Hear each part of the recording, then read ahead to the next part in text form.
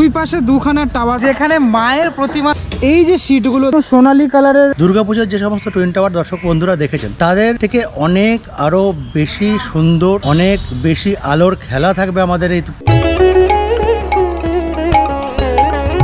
The city of Durga Puja যদি কলকাতা হয়, তাহলে ডিস্ট্রিক্ট ওয়াইজ সব থেকে ভালো কালী পুজো হয় কিন্তু আমার জেলায়, নর্থ 24 পরগনায়। গুড মর্নিং সবাইকে, নতুন একটা ব্লগে স্বাগত, নতুন একটা দিন, নতুন একটা জার্নি। আজকে আমি যাচ্ছি, কালী পুজোর অলরেডি তো শুরুই হয়ে গেছে প্রিপারেশনের ব্লগ। তো আজকে আমি যাচ্ছি হচ্ছে বিরাটিতে। দুর্গাপুজোয় এবছর তোমরা দেখেছো কল্যাণীতে মালয়েশিয়ার টুইন টাওয়ার, আর যারা দেখতে পাওনি তাদের জন্য আরও একবার দেখার সুযোগ করে দিচ্ছে বিরাটির নিমতার জোনাকি ক্লাব, কারণ এবছরে তাদের থিম মালয়েশিয়ার টুইন টাওয়ার। এবারে বিরাটি যেতে গেলে আমাকে মধ্যমগ্রাম স্টেশন থেকে সরাসরি বিরাটি যেতে হবে। এটা আরও একভাবে যাওয়া যায়, বেলঘরিয়া হয়ে যাওয়া যায়, মানে যে মেন জায়গা যে পুজোটা হচ্ছে বেলঘরিয়া হয়ে যাওয়া যায়, বিরাটি হয়ে যাওয়া যায়। আমার বাড়ি থেকে যেহেতু বিরাটিটা কাছে পড়ে, তাই আমি বিরাটি হয়েই যাব। আকাশে হালকা হালকা মেঘ রয়েছে, আর এই গাছগুলো দেখলে আমার সেই দার্জিলিংয়ের কথা মনে পড়ে যায়। ঝাউ গাছগুলো হেভি লাগে দেখতে। মধ্যমগ্রাম থেকে বিরাটি স্টেশন সবেমাত্র নামলাম, আমার তো বেশিক্ষণ সময়ও লাগেও না। তোমরা যেখান থেকেই আসো না কেন বিরাটিতে নামতে হবে, মানে বনগাঁ থেকে আসো না কেন, শিয়ালদা থেকে আসো না কেন, বিরাটিতে নেবে। তারপর এখান থেকে অটো করতে হবে একটা, অটোতে বলতে হবে মাঝেরহাটি। বিরাটি 2 নম্বর বা 3 নম্বর স্টেশন থেকে রেল লাইন ক্রস করে এই দিকে গেলেই হচ্ছে অটো স্ট্যান্ড। অটো থেকে সবেমাত্র নামলাম। এই যে মোড়টা দেখছো, এটা হচ্ছে মাঝেরহাটি মোড়। এবার আমাকে যেতে হবে হচ্ছে এই গলিটাতে। 5 থেকে 7 মিনিট মতো লাগলো অটোতে, আর ভাড়া নিলে হচ্ছে 12 টাকা। আর এখান থেকে খানিকটা যেতে হবে মেইন যে ডেস্টিনেশন, সেখানে চলে এসেছি। এই মাঠটা, এই মাঠেই হচ্ছে টুইন টাওয়ার, অর্থাৎ মালয়েশিয়ার টুইন টাওয়ার। কিন্তু তার আগে তোমাদেরকে দেখিয়ে দিই, এই হচ্ছে সিইএসসির তোমার বিরাটি ডিস্ট্রিবিউশন সেন্টার, ঠিক আছে।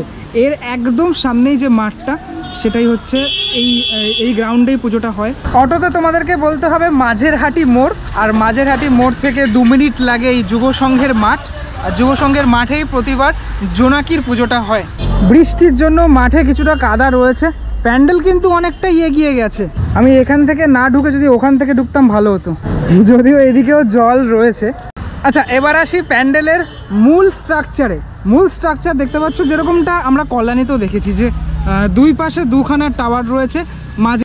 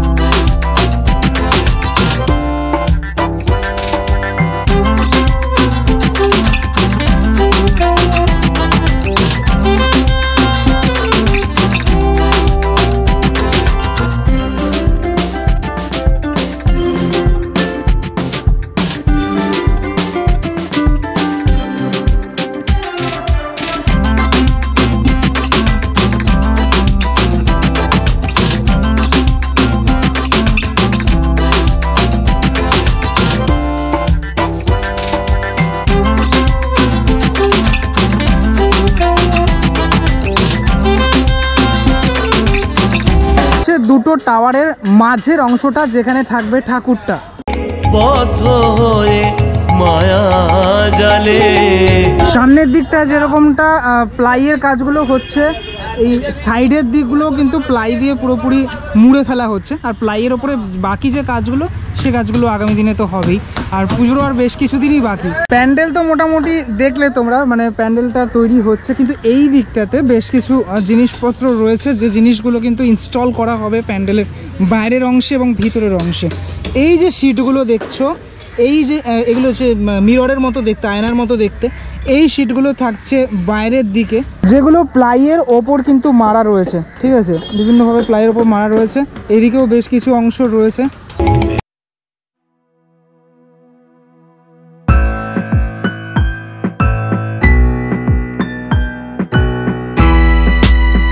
এদিকে রয়েছে এরকম সোনালী কালারের যে শিট, সেই শিটগুলো মারা রয়েছে প্লাইয়ের ওপরের অংশটাতে। এগুলো একদম ওপরের জায়গাটাতে বা আর মণ্ডপের আরও বিভিন্ন রকমের জায়গাটাতে থাকবে আর কি। এদিকে অনেকগুলো প্লাই রয়েছে, যে প্লাইগুলোকে একদিকে আনা হচ্ছে, সাজিয়ে ফেলা হচ্ছে টোটাল ব্যাপারটা।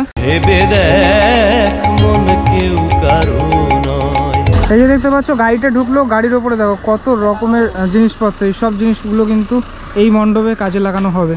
পরপর এই প্লাইগুলোকে এখানে লাগানো হয়েছে, কেননা যেগুলো নিয়ে যাওয়া হবে আস্তে আস্তে ধীরে ধীরে মণ্ডপের দিকে। এই যে দেখছো ওপরের যে অংশটা, এটা সম্ভবত মানে একদম ওপরের দিকে থাকবে, ওপরের দিকটাই মনে হচ্ছে এটা দেখে। এখানে এই যে প্লাইটা ওঠানোর কাজটা চলছে, দেখো এত বড়, মানে এক একটা প্রচুর বড়, নিচের দিকেরগুলো আরও বেশি বড় করে হয়, করে আস্তে আস্তে ধীরে ধীরে। আচ্ছা, পুরো ব্যাপারটাই এরকম নিচ থেকে দিচ্ছে আর ওপর থেকে হাতেই নিয়ে নিচ্ছে সবাই।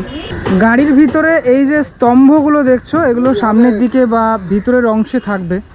মিছে ভ্রম ভূমণ্ডলে এই মাঠের বেশ অনেকটাই জায়গা রয়েছে, আর একদম রাস্তার একদম যেহেতু সামনে, তাই সেই জন্য আর কি টোটাল যে টুইন টাওয়ারটা হচ্ছে সেটা কিন্তু ভালোভাবে ফুটে উঠবে এই মাঠে, মানে সুন্দরভাবে যদি লাইটিংটা করা হয় তাহলে দারুণ লাগবে। এখনও তো পুরোপুরি ফিগারটা এখানে দেখতে পাচ্ছ এইটুকু এসছে, আরও তো এই টাওয়ারগুলো তো আরও অনেকটা বড় হবে। কিছুদিন আগে খুঁটি পুজো সম্পন্ন হয়েছে, এই হচ্ছে সেই খুঁটিটা এখানে রাখা রয়েছে। মাঝের যে অংশটা যদি ভালো করে লক্ষ্য করে দেখো, এটা কিন্তু টোটালটা রাউন্ড, ঠিক আছে, পুরোটাই হচ্ছে গোল। আর এই টুইন টাওয়ার করতে কিন্তু প্রচুর বাঁশের প্রয়োজন হয়, ইতিমধ্যেই অনেক বাঁশ কাজে লাগানো হয়েছে। একদম সামনের এই অংশটাতে দেখা যাচ্ছে যে একটা কিন্তু এরকম বাঁশের এই যে গোলাকার অংশটা এরকমটা রয়েছে, দুই পাশেই এরকম রয়েছে।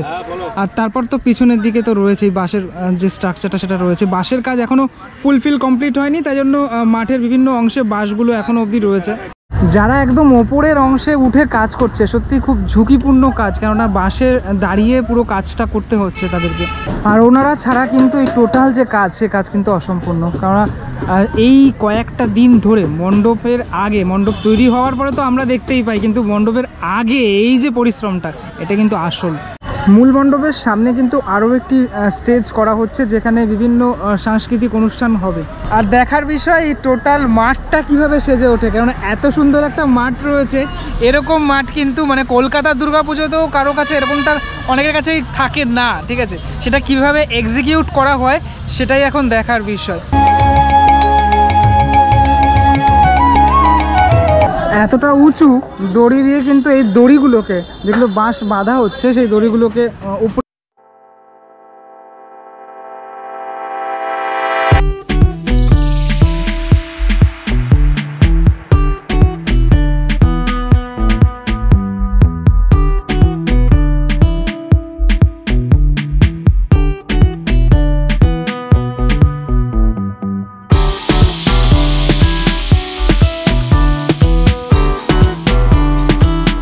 একদম ভিতরের অংশে আমি রয়েছি, যেখানে মায়ের প্রতিমা থাকবে। এটা হচ্ছে সেই জায়গাটা, বাইরে থেকে যেটা দেখালাম এটা হচ্ছে সেই জায়গাটা। এটা কিন্তু পুরোপুরি এই জায়গাটা গোল দেখা যাচ্ছে। আচ্ছা, এই জিনিসগুলোকে আস্তে আস্তে নিয়ে আসা হচ্ছে, যেগুলো মণ্ডপের বিভিন্ন অংশে ইনস্টল করা হবে। এই যে এটা দেখতে পাচ্ছ এরকম চাঁদের মতো, মানে এটা পুরোপুরি গোলাকার থাকবে আর কি। এবার এটা ভিতরের অংশ ওপরের অংশে থাকবে নাকি সেটা এখনও আমি জানি না। আস্তে আস্তে ধীরে ধীরে এই জিনিসগুলো এখান থেকে নিয়ে আসা হচ্ছে। এখনও অবধি সিঁড়ি হয়নি, তাই জন্য এইভাবেই নিয়ে আসা হচ্ছে।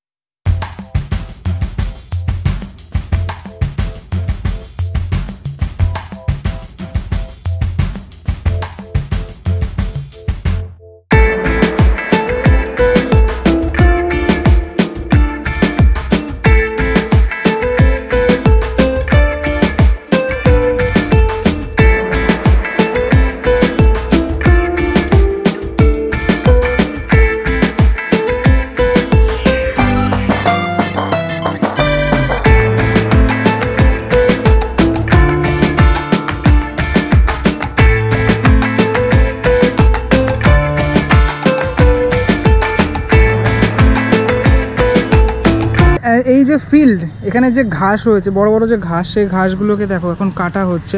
এটা টোটালটা কিন্তু একদম সাফ করে ফেলা হবে। এবছর জোনাকি ক্লাবের কততম বর্ষ? 10তম বর্ষ। আচ্ছা, প্রতি বছরই তো দেখে আসছি 10তম বর্ষ হলেও মানে বেশ নাম করা পুজো। আমার বাড়ি মধ্যমগ্রামে, ঠিক আছে, বেশি দূর না, কিন্তু নাম করা পুজো এটা। এবছর এই যে মালয়েশিয়ান টুইন টাওয়ার, এটা কি কল্যাণী থেকে ইন্সপায়ার হয়ে? একদমই না, কারণ কল্যাণীতে আমরা যখন জানতে পেরেছি টুইন টাওয়ার হচ্ছে, কিংবা শ্রীরামপুরেও টুইন টাওয়ার হয়েছে, আমাদের এটা অনেক দিন আগে থেকেই প্ল্যানিং ছিল। তো কালী পুজো যেহেতু, স্বভাবতই যে দুর্গাপুজোর প্যান্ডেল স্টার্টিং হয় রথের যাত্রা কিংবা পয়লা বৈশাখের পর থেকে। তো আমরা মোটামুটি প্ল্যানিং করেছিলাম, আমাদের মাইন্ড সেট আপ ছিল। ইন্সপায়ার হওয়ার ব্যাপার এখানে কিছু নেই, কারণ কল্যাণীতে টুইন টাওয়ার হয়েছে, শ্রীরামপুরেও টুইন টাওয়ার হয়েছে, নিমতাজনকিতে টুইন টাওয়ার হচ্ছে।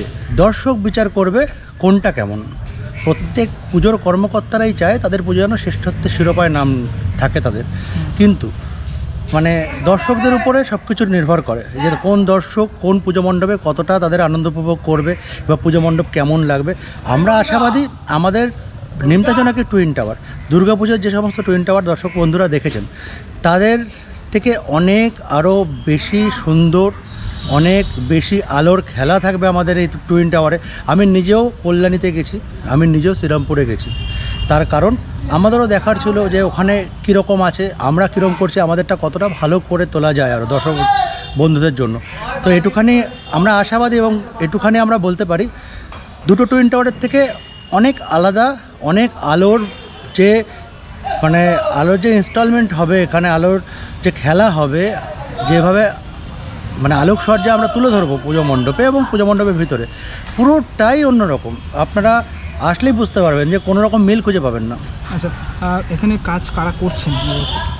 এখানে কাজ করছেন ইলেকট্রিক, পামেলা ইলেকট্রিক কাজ করছেন, আমাদের নর্দমদামেই থাকে।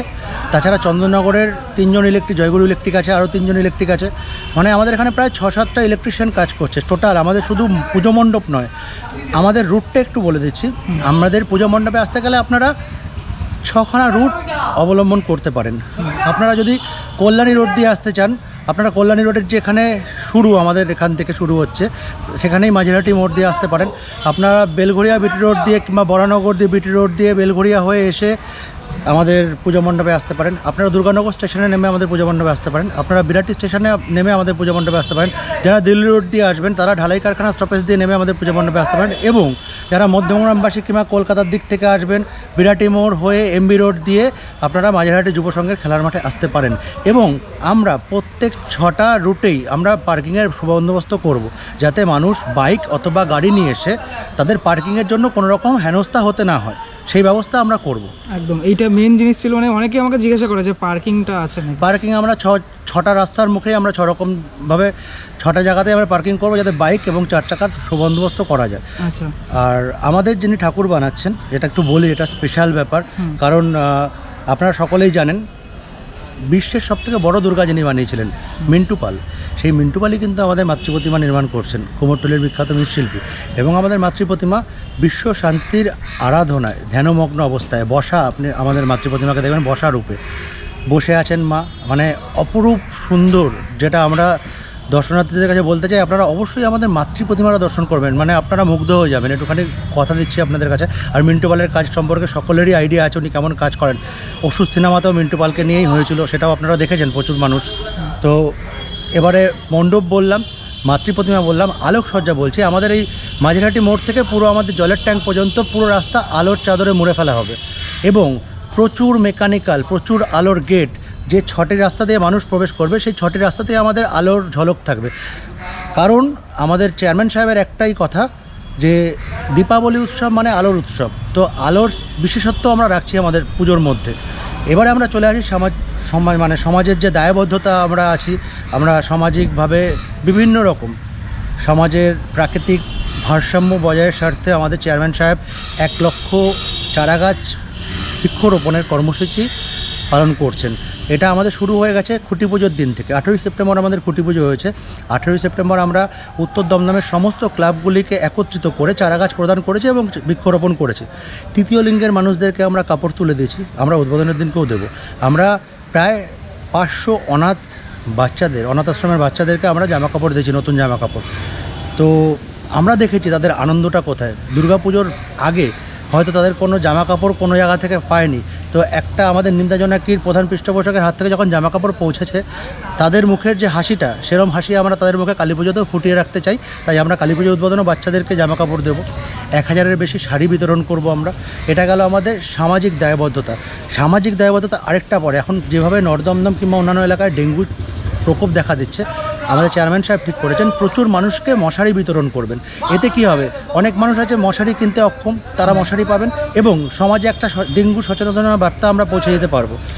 এইবারে আমাদের দর্শনার্থীদের জন্য একটা আনন্দের খবর বলছি আমি, আমাদের যে অনুষ্ঠান মানে তারা তো প্রচণ্ড লাইন দিয়ে অক্লান্ত পরিশ্রম হয় প্যান্ডেল দেখতে আসবেন, শুধু প্যান্ডেল ঠাকুর দেখে তারা থেমে থাকবেন না, তার সাথেও তারা আমাদের পুজো মণ্ডপের অস্থায়ী পুজো মণ্ডপে বাংলা চলচ্চিত্র জগতের চাঁদের হাট নেমে আসবে প্রতিদিন। সেটা আমি একটুখানি অনুষ্ঠান সূচিটা বলে দিচ্ছি আপনাদের কাছে। 22 তারিখে আমাদের পুজো উদ্বোধন হবে। 22 তারিখে উদ্বোধন অনুষ্ঠানে আমাদের থাকবেন পশ্চিমবঙ্গ সরকারের ভারপ্রাপ্ত মন্ত্রী শ্রীমতী চন্দ্রিমা ভট্টাচার্য মহাশয়, যিনি আমাদের অভিভাবিকা, দমদম উত্তরের বিধায়িকা। উপস্থিত থাকবেন সৌগত রায়, দমদম লোকসভা কেন্দ্রের সাংসদ। উপস্থিত থাকবেন আমাদের উত্তর দমদম পৌরসভা এবং আশপাশের সব পৌরসভার পৌর প্রতিনিধিগণ এবং ক্রীড়া জগতের বিশিষ্ট ব্যক্তিবর্গ, সামাজিক চলচ্চিত্র জগতের ব্যক্তিবর্গ তো থাকবেই। উপস্থিত থাকবেন অপরাজিতা আড্ড, ব্যস্ততম অভিনেত্রী।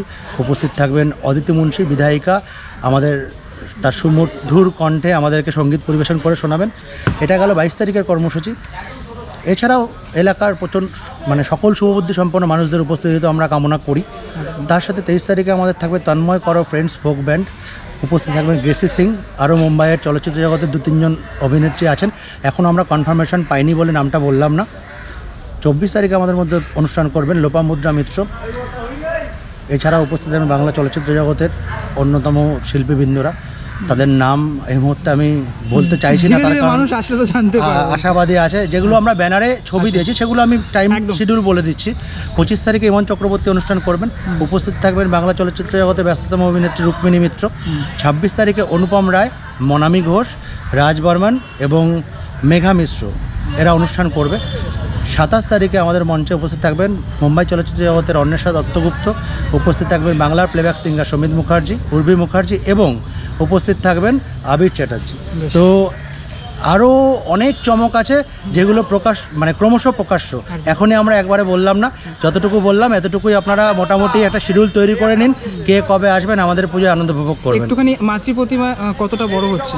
মাতৃ প্রতিমা আমাদের 18 ফিট থাকবে। 18 ফিট থাকবে। আর অন্যরকমভাবে ধ্যানমগ্ন, দেখুন ধ্যানমগ্ন একটা মানুষ, আমি যেমন দাঁড়িয়ে আছি, আমার যদি 6 ফিট হাইট হয়, আমি যখন বসে থাকবো সেটা যদি 6 ফিট হয় তাহলে ভবন দাঁড়ানো কতটা হবে। একদমই তাই। আর একদম মণ্ডপের সামনের দিকে যে টাওয়ার দুটো আছে ওটা কতটা উচ্চতা? টাওয়ার এই মুহূর্তে উচ্চতা আমরা সঠিকভাবে বলতে পারছি না, তবে এটুখানি বলতে পারি যা দেখেছেন তার থেকে বেশি হবে, কম হবে না। 150 ফুটের বেশি মেবি, সেটা আমরা এই মুহূর্তে বলতে পারছি না, কারণ কাজ করছেন আমাদের যিনি আছেন পিন্টু সাহা, মণ্ডপ মানে সুসজ্জিত করছেন। তো এই মুহূর্তে সে একটাই কথা বলেছে, আমরা যেখানে অবধি ভালো লাগা মানে চোখের দৃষ্টি যেখানে অবধি থামবে সেখানে অবধি আমরা করব। আর একটা ব্যাপার সেটা হচ্ছে আপনাদের কাছে একটা বড় মাঠ রয়েছে, যেটা কিন্তু অনেক জায়গায় থাকে না। এই মাঠটাকে কিভাবে আপনারা এক্সিকিউট করছেন?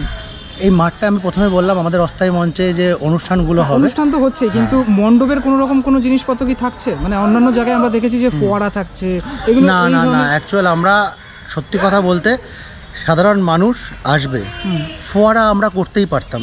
আমরা এত বড় মণ্ডপ, এত কর্মকাণ্ড করছি, সেখানে ফোয়ারা করাটা আমাদের কাছে এমন কিছু বড় ব্যাপার ছিল না।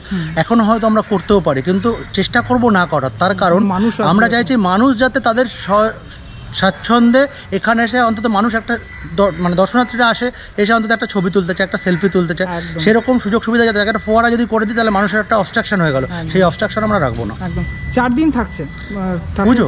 না, 7 দিন আমাদের পুজো থাকছে। 7 দিন থাকছে, 22, 23, 24, 25, 26, ভাইয়ের পরে 27 তারিখ, 28 তারিখ আমাদের বিসর্জন। বেশ, অনেক ধন্যবাদ কথা বলার জন্য। আবারও দেখা হচ্ছে পুজো খুব শিগগিরই। আপনারা সকলে আসবেন। কল্যাণী টুইন টাওয়ার দেখেছি, শ্রীরামপুরের টুইন টাওয়ার দেখেছি, এবারে আমার বাড়ির সামনে অর্থাৎ এই বিরাটি, এটা তো আমারই জোন বলা যেতে পারে, বিরাটি নিমতার এই যে টুইন টাওয়ার এটা দেখবো। যেটা যতটুকু আমি শুনলাম যে টুইন টাওয়ারগুলো আমরা দেখেছি তার থেকেও কিন্তু বেশ সুন্দর হতে চলেছে এই টুইন টাওয়ারটা। বিশেষ করে আলোকসজ্জাটা আরও বেশি সুন্দর হতে চলেছে। আর এই মাঠটাও বেশ অনেকটাই বড় আছে, ব্যাপারটা বেশি ভালো লাগবে, মানে সামনেই একদম মেন রোড। যাই হোক, এই এলাকা থেকে কারা কারা দেখছো তারা আমাকে কমেন্ট করে জানিয়ে দিও, তাহলে আমি বুঝে যাবো তোমার এলাকার পুজো হচ্ছে এই জোনাকি ক্লাবের পুজোটা। আর পরবর্তী ব্লগে তো দেখা হচ্ছেই, আর দেখা হচ্ছে এই নতুন যে টুইন টাওয়ার, এই টুইন টাওয়ারটা দেখতে তো আমি আসছি। তোমরা কারা কারা আসছো সেটা আমাকে কিন্তু জানিও। চলো পরবর্তী ব্লগে দেখা হচ্ছে, ততক্ষণের জন্য বিরতি নেব। ভালো থেকো সবাই, টাটা।